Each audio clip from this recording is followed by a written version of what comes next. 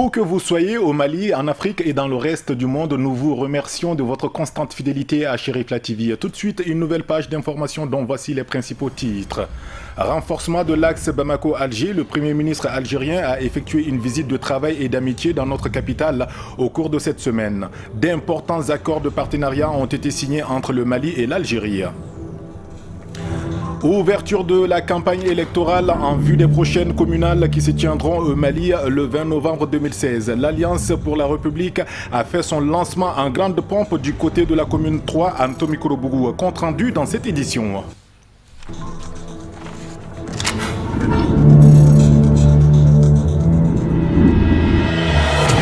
Nous sommes le samedi 5 novembre 2016. Bonjour, bonsoir mesdames et messieurs. Bienvenue à vous qui venez de nous rejoindre dans cette édition d'information sur Chérifla TV. Du 2 au 3 novembre 2016, le Premier ministre algérien Abdelmalek Sellal, à la tête d'une forte délégation, a effectué une visite de travail et d'amitié de 48 heures dans notre pays. Visite au cours de laquelle des échanges fructueux, notamment la signature d'importants accords de coopération bilatérale entre Bamako et Alger. Nous faisons tout de suite le point avec Oumar Kouyaté. La 12e session de la Grande Commission mixte de coopération algéro-malienne s'est réunie du 2 au 3 novembre 2016 à Bamako, sous la coprésidence du Premier ministre du Mali, Modibo Keïta, et son homologue algérien. À l'issue de la visite de 48 heures au Mali du Premier ministre de l'Algérie, d'importantes conventions ont été signées dans le domaine de l'agriculture, de l'énergie et de la culture. À cela s'ajoute le secteur bancaire. Ainsi, les deux pays conviennent de la relance des relations économiques, toutes choses qui passent nécessairement par un allègement des tracasseries douanières. Le rendez-vous de Bamako a été mis à profit par les deux premiers ministres pour évoquer la mutualisation des efforts dans la lutte contre le terrorisme et la concrétisation de la route transsaharienne. C'était l'occasion aussi pour les deux personnalités de passer en revue le volet militaire et sécuritaire avec à la clé la difficile application de l'accord d'Alger. L'hôte du Mali, avant de s'envoler, a apporté un appui financier à l'Agence de développement du Nord du Mali pour la réinsertion socio-économique des jeunes. Le Premier ministre Modibo Keïta trouve que cette visite est un grand moment de célébration de l'amitié entre les deux peuples. Je vous en parlais dans les titres. C'est donc parti pour la grande compétition électorale au Mali. L'Alliance pour la République APR a lancé officiellement sa campagne pour les élections communales du 20 novembre prochain.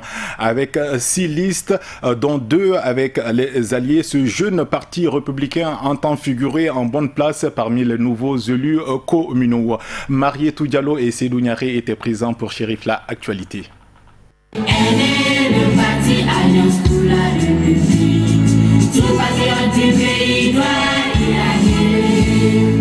C'est la commune 3 du district de Bamako qui a servi de cadre pour l'APR pour donner officiellement le coup d'envoi de la campagne électorale, avec comme objectif 2000 conseillers de qualité pour servir dans les mairies. L'application correcte du quota genre demeure la force motrice de ce parti. Ma joie est d'autant plus grande lorsque je vois l'écrasante majorité des militantes ici présentes sont des femmes. Cela démontre que l'engagement des femmes pour la réussite des campagnes, mais aussi l'atteinte de l'objectif de 2000 conseillers ne souffre d'aucun doute. Les femmes d'aujourd'hui et pour toujours ne manqueront pour rien au monde ce grand rendez-vous historique. Chers camarades, il me plaît ici et maintenant de me féliciter et féliciter les responsables de l'APR pour l'application correcte de la loi portant sur le quota du genre dans la composition des listes. Cette mesure qui vise à faire désormais de la femme pas seulement une électrice et un complément d'effectifs, mais une actrice majeure des élections est à saluer. C'est la commune 3, le cœur de la capitale, qui a été choisie par les candidats pour lancer officiellement la campagne électorale. Ils estiment qu'on peut toucher le pays entier à partir de cette commune considérée comme le centre névralgique des affaires. Donc aujourd'hui, en nous retrouvant ici, c'est pour dire à l'ensemble des militants de se mobiliser. Nous avions reçu beaucoup de choses et beaucoup de bonnes choses, mais c'est maintenant que le plus dur arrive, parce que c'est la première fois que nous partons à des compétitions électorales. Donc ce que nous avions réussi, il s'agit pour aujourd'hui, à travers ces élections-là, de dire définitivement que l'APR est un grand parti.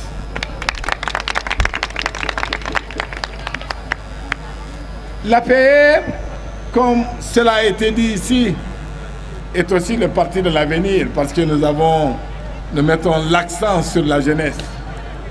Nous sommes l'une des rares formations à avoir comme tête de liste un jeune.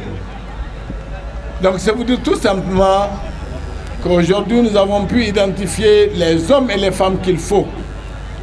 Parce que ces hommes et ces femmes-là sont proches des populations, vivent au quotidien les préoccupations des populations. Et ce sont ces hommes-là de qualité qui sont sur nos listes. Et c'est pour cela que nous pensons qu'au sortir de ces élections, notre objectif d'atteindre 2000 conseillers est possible. L'Alliance pour la République est un jeune parti né il y a 3 ans, ayant comme devise « Fraternité, travail, justice ». Militantes et militants sont déterminés pour la réussite de ces communales. La cérémonie a été marquée par des prestations humoristiques et artistiques. Voilà donc, la bataille est lancée. De sérieux litiges opposent la mairie de Kalabankoro aux commerçants du dit quartier qui réclament la réhabilitation de leur grand marché en tenant compte des normes de sécurité et des voies d'accès au lieu. Ce vendredi 4 novembre, l'association des commerçants du marché de Kalabankoro a tenu un meeting d'information sur cette situation jugée préoccupante. Les commerçants dénoncent un lotissement inapproprié et lancent un appel pressant aux autorités pour une réelle prise en compte de leurs préoccupations. Je vous propose d'écouter un des membres de l'association. Notre association est créée pour défendre les causes des commerçants, c'est-à-dire tous les commerçants de la commune de Kalabankoro, tous les marchés de la commune de Kalabankoro. Aujourd'hui, nous avons comme objectif le grand marché de Kalabankoro qui a été détruit pour reconstruire. Cette reconstruction a été très mal faite par la mairie de Kalabankoro. Il n'y a pas de voie principale dans le marché. On ne le souhaite pas. Mais en cas d'incendie, le sapeur-pompier ne peut pas rentrer au secours des commerçants. Il n'y a pas de toilettes dans le marché de Kalabankoro. Donc nous voulons au moins des toilettes dans le marché de Kalabankoro. Les places prévues pour les commerçants sont insuffisantes. Nous voulons au moins que tout commerçant ait au moins une place. Dans ce marché, la plupart des places appartiennent aux hommes riches et des fonctionnaires. Là où nous sommes, 95% des commerçants n'ont pas de place dans ces marchés. Tous les restes ont été vendus par les fonctionnaires et les hommes riches. Donc nous souhaitons que tout un chacun ait au moins une place dans ce marché. Donc notre souhait est que le travail soit bien fait. Pour cela, nous lançons un appel tous les représentants des différents marchés de Kalabankoro pour qu'ils puissent venir et qu'on se unisse, qu'on travaille. Il faut qu'on travaille, on se donne la main pour nous défendre. Bon, c'est à propos du marché de Kalabankoro. Nous, les femmes du marché de Kalabankoro, nous demandons à monsieur le maire Balo de bien finir notre marché. Le marché a été très mal loti. Il n'a demandé aucun de nous avant lotissement. Notre espoir, c'est le marché de Bamako. Il a détruit pour son propre intérêt. Voyons à présent ce qui fait l'essentiel de l'actualité hors de nos frontières. Les pays concernés sont le Bénin, la Côte d'Ivoire, la Tunisie, le Congo-Brazza et puis l'actualité brûlante en République démocratique du Congo et les États-Unis J-3 avant la grande élection présidentielle. Le tour d'horizon d'aujourd'hui est proposé par Omar Kouyaté.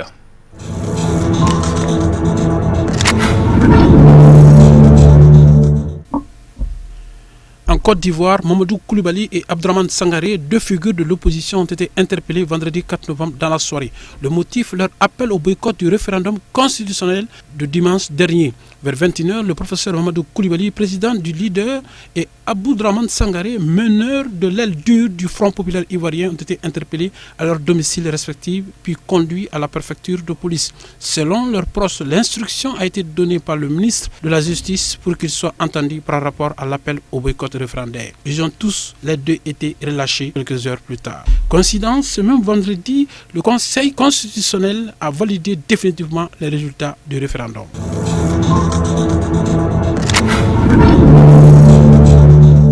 Sébastien Adjavon est de nouveau libre depuis ce vendredi. Après 8 jours de garde à vue, l'homme d'affaires béninois et non moins candidat à l'élection présidentielle a été jugé et acquitté. Vendredi 28 octobre 2016, des gendarmes du port de Cotonou affirment avoir saisi 18 kg de cocaïne pure pour une valeur estimée à 9 milliards de francs dans l'un des conteneurs destinés à la société Camon SA que préside Sébastien Adjavon. L'homme d'affaires sera ensuite mis aux arrêts, de même que 3 de ses employés. L'affaire qui avait suscité autant d'interrogations a finalement trouvé une issue favorable.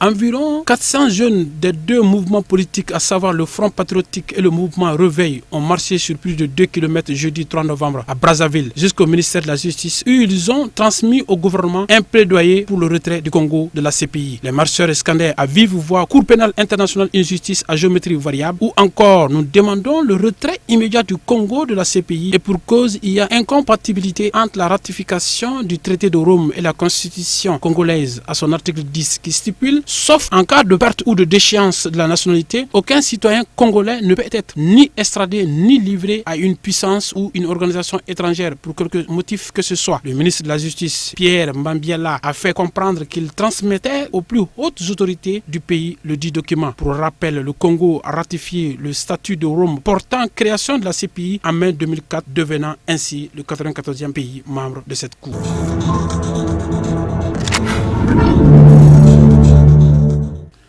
À la tête du ministère des Affaires religieuses, Abdel Jalil Ben Salem vient d'être démis de ses fonctions par le chef du gouvernement pour des propos sur le wahhabisme saoudien. Premier du genre depuis la formation du gouvernement d'union nationale, ce limogeage donne un coup d'accélérateur aux relations diplomatiques entre l'Arabie saoudite et la Tunisie. Devant les députés de la Commission des droits et des libertés, l'ancien ministre des Affaires religieuses assure avoir interpellé 2 hauts responsables saoudiens sur le danger que représente, selon lui, le wahhabisme, la doctrine du royaume. Et réformer votre école car le terrorisme historiquement vient de là, lance-t-il avant d'ajouter: ce genre de pensée et cette école ne peuvent qu'engendrer de l'extrémisme. Des déclarations reprises à la une des médias tunisiens qui finiront à le faire partie du gouvernement dirigé par Youssef Sahed.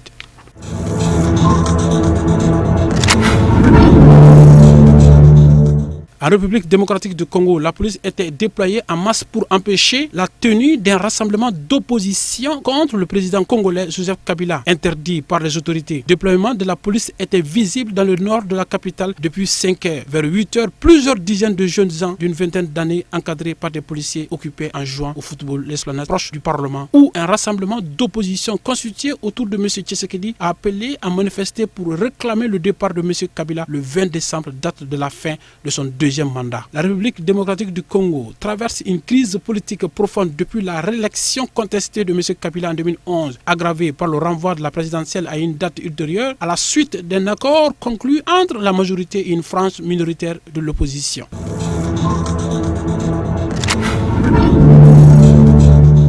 Aux États-Unis, Julian Assange du site Wikileaks se prononce sur les récentes révélations concernant les courriels d'Hillary Clinton et sur le financement souterrain du groupe djihadiste Daesh. De nouvelles révélations du dit site font état d'un email datant de 2014.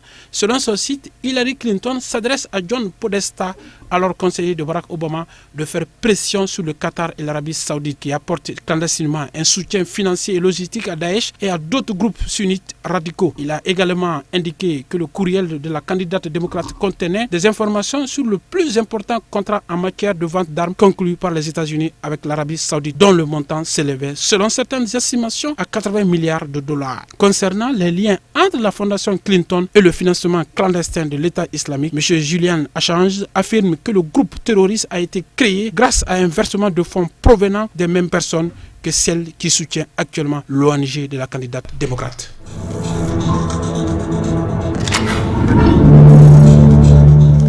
Et pour finir cette édition d'information, journée de formation dans la fabrication traditionnelle de l'encens ce samedi 5 novembre 2016 à Djelibrou. L'initiative est celle de la Fédération locale des associations des personnes handicapées de la commune 1 du district de Bamako. C'est à travers un projet dénommé Nos vies en partage, financé par la société Randgold, que les femmes handicapées ont pu bénéficier de cette session de formation qui leur permettra à terme de se prendre en charge et de contribuer significativement à l'épanouissement l'épanouissement de leur famille.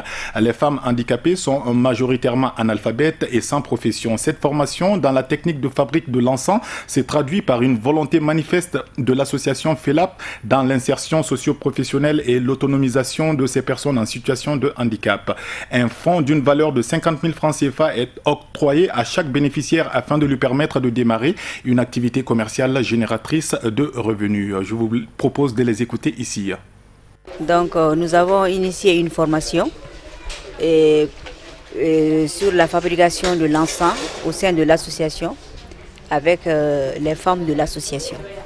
Cette formation a été financée par Rangold à travers son projet Nos vies en partage. Et ce projet est un projet très intéressant et très important pour les femmes handicapées, parce que les femmes handicapées sont majoritairement des femmes qui sont pauvres, qui sont analphabètes et qui n'ont pas de profession. Donc une formation comme ça permet à la femme handicapée d'avoir un emploi, d'avoir une profession, de pouvoir vivre autonome, de ne plus être à la charge de la famille, de ne plus être à la charge de la société. Et le plus souvent, les femmes handicapées sont taxées, surtout sur le plan du mariage. On pense que c'est les femmes qui coûtent cher, elles sont des charges pour la famille, elles sont des fardeaux. Maintenant, si la femme handicapée est formée, elle a une profession, elle a un métier qu'elle peut exercer, dont elle peut vivre et elle peut subvenir aux besoins de sa famille et à ses propres besoins, je crois que ça va nous apporter beaucoup de chance et ça va nous ouvrir d'autres horizons, Inch'Allah. Donc ça, c'est dans ce cadre-là que cette formation a été organisée pour autonomiser les femmes handicapées, pour qu'elles puissent retrouver leur dignité, leur intégrité. Cette formation est venue à bien nommer, très intéressante et très bénéfique pour nous femmes en situation de handicap. Cette formation permettra aux femmes de se prendre en charge, de mener une activité génératrice de revenus pour le soutien familial. C'est par rapport à l'autonomie de nos femmes en situation de handicap.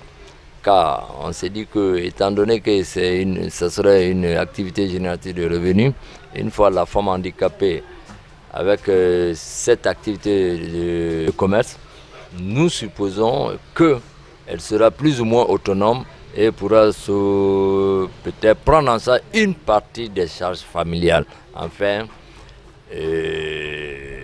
de voir un peu l'économie de la famille, sinon même pas pour cas de la commune, parce que là nous parlons encore de développement local inclusif, de sorte que toutes les femmes, que vous soyez une femme dite valide ou personne handicapée, vous êtes femme, vous êtes une personne, donc vous devrez, par rapport au développement local, vous devrez vous impliquer. Donc on suppose que nos femmes avec cette activité seront plus ou moins autonomes.